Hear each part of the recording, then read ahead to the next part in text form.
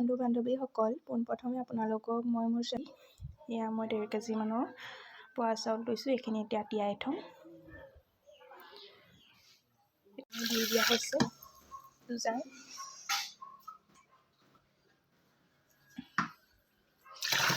3 জাৰ পানী দি দিয়া হ'ল 1 কেজি চাউলত।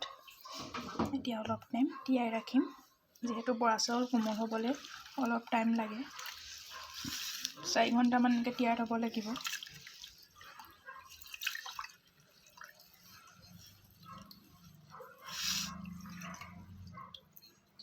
তিয়াই ৰাখিলোঁ। চাউলখিনি কোমলাৰ পিছত 4 ঘণ্টাৰ পিছত পানীখিনি ধুনীয়াকৈ খৰাহি এটাত টুকি লোৱা হ'ল। এতিয়া পানীখিনি নিয়ৰ হ'বলৈ এনেকৈ তলত চৰিয়া এটা দি ওপৰতে চাউলৰ খৰাহিটো থৈ দিছোঁ। যিহেতু আমাৰ ঢেঁকী নাই, মিক্সিতে খুন্দিব লাগিব, সেইকাৰণে পানীখিনি ভালকৈ নিয়ৰ হৈ লওক। এয়া অলপ টাইম এনেকৈ থৈ দিওঁ, তাৰপাছত মিক্সিতে খুন্দিব লাগিব। যিহেতু আমি পিঠা জুইত বনাম, সেইকাৰণে চচপেনৰ এই ঢাকনিখন ধুনীয়াকৈ গোবৰ মাটি লেপি পেলাই ৰ'দত শুকাবলৈ দি থকা হৈছে। ইয়াতে বনাব লাগিব। পানীখিনি নিয়ৰ হৈ গ'ল। এতিয়া মিক্সিত খুন্দা হ'ব। মিক্সিত ভৰাই লোৱা হৈছে।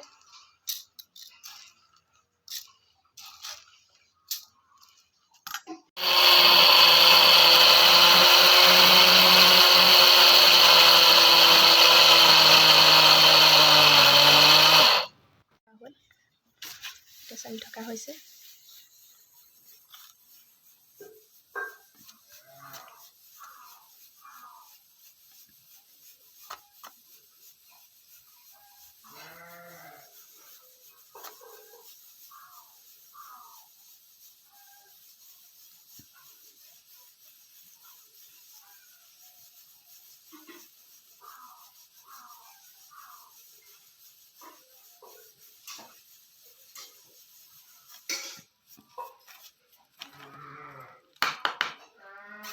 ইয়াৰ ওপৰত ৰৈ যোৱাখিনি একেলগে মিক্স কৰি আকৌ খুন্দা হ'ব। যিহেতু ইয়াত ধেৰ আছে, টাইম লাগিব খুন্দোতে। আঠাটো আছে বৰা চাউল, যিহেতু এইখিনি এতিয়া ধুনীয়াকৈ থৈ দিয়া হ'ব।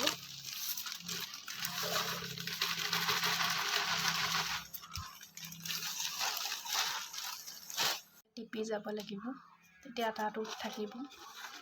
এতিয়া পিঠাটো বনাবলৈ ভাল হ'ব। এনেকৈ টিপি পেলাই ঢাক মাৰি থৈ দিব লাগিব। টিপি এনেকৈ ঢাক মাৰি থৈ যাব লাগিব।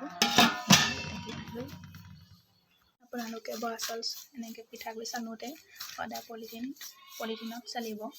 পলিথিনত চালিলে আপোনাৰ পানীটো শুহি নলয়। বাতৰি কাগজে চালিব নালাগে। বাতৰি কাগজে পানীটো শুহি লয় আৰু আঠাটো গৰম হৈ যায়, সেইকাৰণে পলিথিনত চালিব লাগে।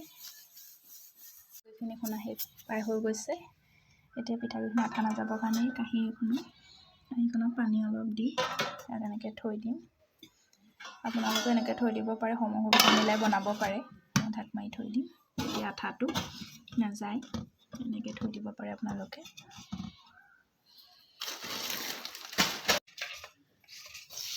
যিহেতু গুড় আৰু তিল পিঠা বনোৱা হ'ব বৰা চাউলৰ, সেইকাৰণে গুড়খিনি ধুনীয়াকৈ মিহিকৈ কাটি লৈছোঁ।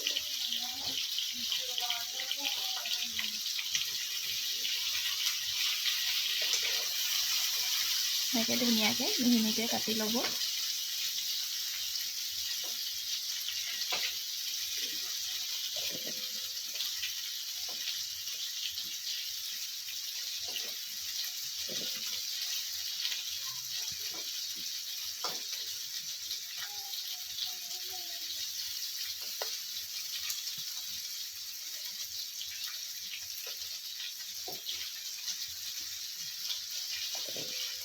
চকলিওৱা হৈ গ'ল ধুনীয়াকৈ মিহিকৈ।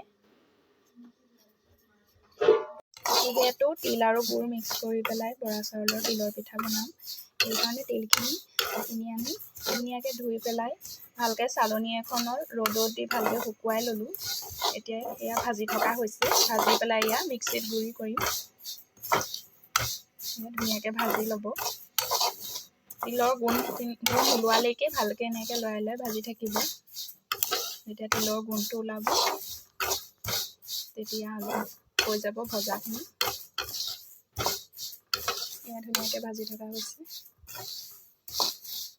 এয়া হৈছে আৰু ধুনীয়াকৈ ফুটিছে।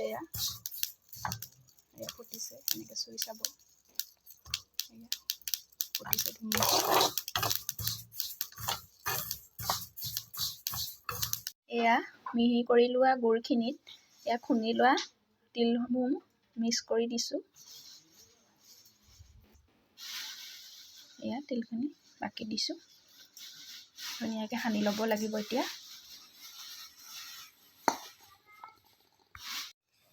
এয়া গৰম কৰি লোৱা লং ইলাচি আৰু কেইটামান চৰ এয়া ধুনীয়াকৈ গুড়ি কৰি মিক্স কৰি ল'ম।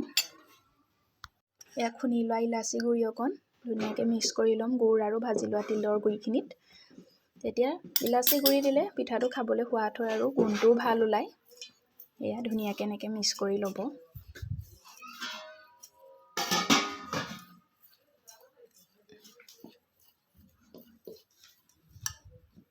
আমি মাটিৰ লেপ দিয়া চচপেনৰ সাঁফৰখন ধুনীয়াকৈ জুইত দি লৈছোঁ। আমি যিহেতু এই সাঁফৰতে বনাওঁ, যাতে পিঠা লাগি নধৰে, তাত অকণমান গুড় অলপ দি ধুনীয়াকৈ এনেকৈ গুড়খিনি গলি যোৱাৰ পিছত ধুনীয়াকৈ এনেকৈ কাগজ এখনে মোহাৰি দিছোঁ, তেতিয়া পিঠা লাগি নধৰে। এয়া ধুনীয়াকৈ বনাই থকা হৈছে, বনাবলৈ লৈছে। এয়া পিঠাগুড়ি অলপ দিছে, এনেকৈ টিপি দিব। এয়া তিল গুড় আৰু লং ইলাচি যিখিনি মিক্স কৰি থোৱা আছিল তাৰে অকণ দিছে।